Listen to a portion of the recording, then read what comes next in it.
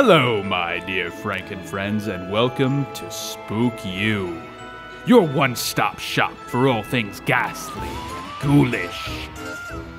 I'm your host, Barnabas Vixen, and my, do we have a tasty assortment of tantalizing tales for you today.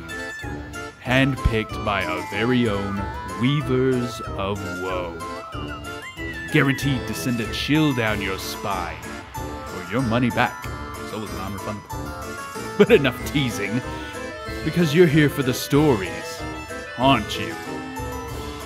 Well, without further ado, allow me to pass the reins on over to our vivacious voiceover virtuoso, Trey Falco, for the first of tonight's spooky stories.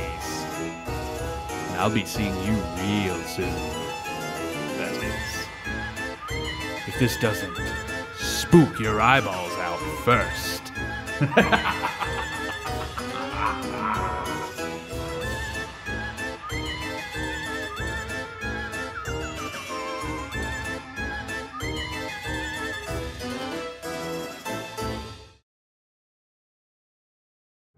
This is just a short paranormal experience I had last summer that I wanted to share.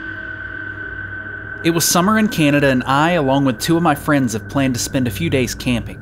We actually found a small cabin that was available at this small cabin grounds for cheap. It was a large piece of forested land by a lake with a bunch of cabins scattered around, and you could rent them for however long. We booked the place last minute and decided to go there instead of camping. Now, if you've ever been to northern Canada, you know how barren the place is, with a man-made structure every couple of kilometers, with forest all around us. 3 hours later, when we arrived, it was maybe around 4 p.m. We met with the owner, which lived in a distant, larger cabin nearby. And after talking and paying for our stay, we went off to our cabin. The cabin was small, with a stream leading up to a larger lake right beside the cabin, and a small fire pit out front. There was dense forest pretty much all around us, and being that far out, we had little to no service. We took advantage of the daylight and took out some kayaks which came with the cabin and explored our surroundings. As it got dark, we set up a small campfire in front of the cabin and the fire pit and just talked. A massive thunderstorm snuck up on us, and it soon started to rain, and since it was raining, we didn't bother to put out the fire since it was already basically going to go out by itself. We went inside and got ready for bed.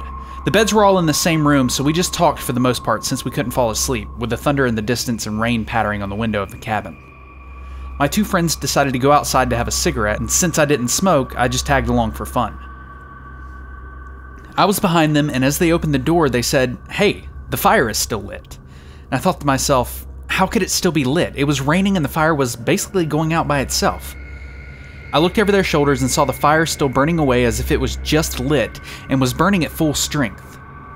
And just after that, they kind of froze and whispered, "What's that?" before yelling and running back into the room and slamming the front door shut. I couldn't get a visual on what they saw because I was all the way behind them, and it happened way too fast. So I assumed they were joking around, but the expression on their face just showed pure fear, so I took it seriously and we all went into our bedroom and locked the door behind us. They were clearly frightened and completely out of breath. I asked them what they saw, and they explained that they saw a wispy white figure that went behind a pine tree which was about 15 feet from the fireplace. The figure apparently moved very quickly and then popped its head out to the side of the tree before hiding again. They described it as almost like smoke, but moved like it was a person. I peeked out the window to see if it was still there, and I didn't see anything except for the fire that was still burning. We basically stayed up all night, and I've never seen my friends that afraid, especially with one of them being in the military. He just held his knife next to his chest while laying in bed and staring at the ceiling, not saying a word the whole night.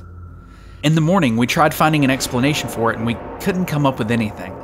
We spoke to the owner about it, and he told us he would be on the lookout. I wish I could have seen it for myself, but they swear by what they saw, and it was definitely nothing they had ever seen before. We still couldn't find an explanation for what happened that night.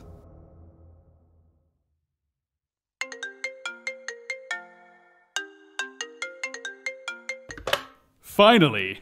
We've been trying for eons to reach you about your plow horse's extended warranty. Please remain on the line while we transfer you to one of our account fairies.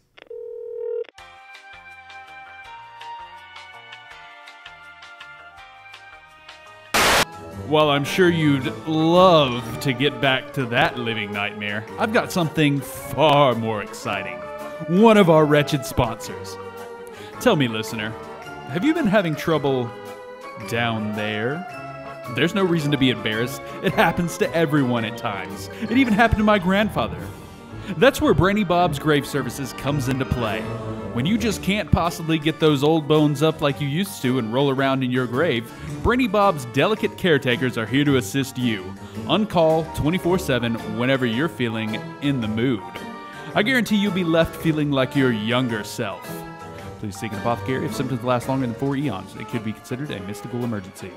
Brady Bob's Grave Services, shaking the dust off dysfunctional bones since 1203. I suppose now it's time to return you to your story, though you really should look into that, plow horse warranty. Hey there. I'm posting because I don't really know where else to go. I've talked to the police and they think I'm crazy and don't come out anymore. I'll make this short. In case you didn't know, in a town I live in, Miraloma, name changed due to associations with a murder, a man abducted boys and killed young boys along with his mother. Not exactly sure why they did this. There is a movie based on the killings called Changeling, directed by Clint Eastwood.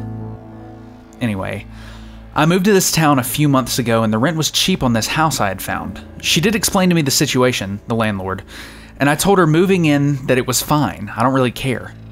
Things like that interest me, but it was not a reason for moving into the place, just a given circumstance. Now, I've never believed in ghosts, but after 3 nights in this place, I started hearing things. Boys crying and laughing, arguments erupting out of nowhere. These spirits were literally banging on the walls all the fucking time. It's awful. Imagine you're taking a shower, you're alone, at least that's what you think. And then comes someone banging on the wall next to you so hard it throws you off your feet. I only take baths now, and I wear headphones a lot just to try and shut it out. The boys laughing in the backyard when I'm out having a smoke at 2 in the morning makes you lose your mind after a while, and soon I just started ignoring it. Then came the touching. It felt like people running their hands through your hair, touching your ass, your face, your legs. Nothing is sacred to these things. I've tried wearing crosses, burning candles, saying prayers, and that just makes them mad. It makes it worse, and I'm at my wit's end. I feel like I've aged 5 years and 4 months. My bones ache, and they won't leave me alone. I haven't had a good night's sleep in a long time. Now I told myself, I'm a trooper, this doesn't bother me, just act like it's not there and it'll go away, but that is just not something I believe anymore. After last night, I think I've had enough.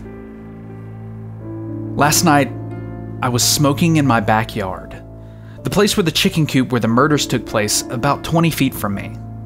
I've got headphones on and blasting some Boston, Peace of Mind, one of my favorite tracks. I try not to look over there. Remember, I'm trying to interact with these things as little as possible. Watching the music video on my phone when all of a sudden a hand draws my gaze over to it. Like a bad car crash you don't want to look, but you can't take your eyes away. That's how these things had me looking. It was a man, standing around 2 little boys. They were all glaring at me. I couldn't see their lower half, but through the moonlight, I could see their 3 faces, withered and rotten, like bread you left somewhere only to discover it months later when it's totally infested with mold. Anyways, these things' eyes were white, but beaming white light, like that stupid clown from Stephen King's It. I can't move. I was petrified. Their mouths were agape like they were ready for a spoonful of food. And then the man and one of the boys began to beat and kill the other boy. The kid took the beating of all beatings, and I wanted to move. I wanted to help. I wanted to scream. But I could do none of these things. Just sit there like a sack lunch, ready to be eaten. It made me furious. And then I saw the eyes emerge from the darkness. It came into form, and it was a woman, much older looking than the man. Rotten and infested with mold and maggots I could see moving in her face. The moonlight illuminated all of this, like the way it made all of them much easier to see. Still gives me goosebumps. She was laughing. She was laughing at the beating of this young boy. I see him take a brutal kick to the chest and he vanishes. And then they all look at me. It felt like hell. I've never seen anything like this, nor did I want to.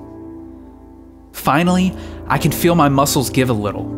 I felt like I was pulled out of there and thrown into the house. I ran to my bed and started crying my eyes out. I didn't know what to do.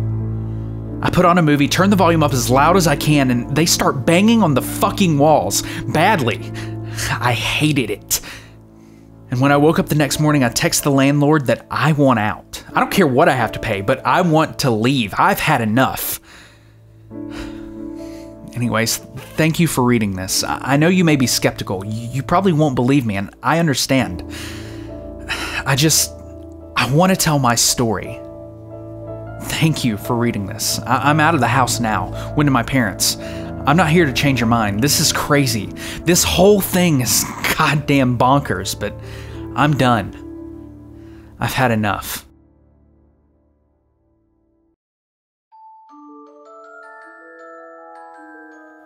Welcome back, my darling deviants.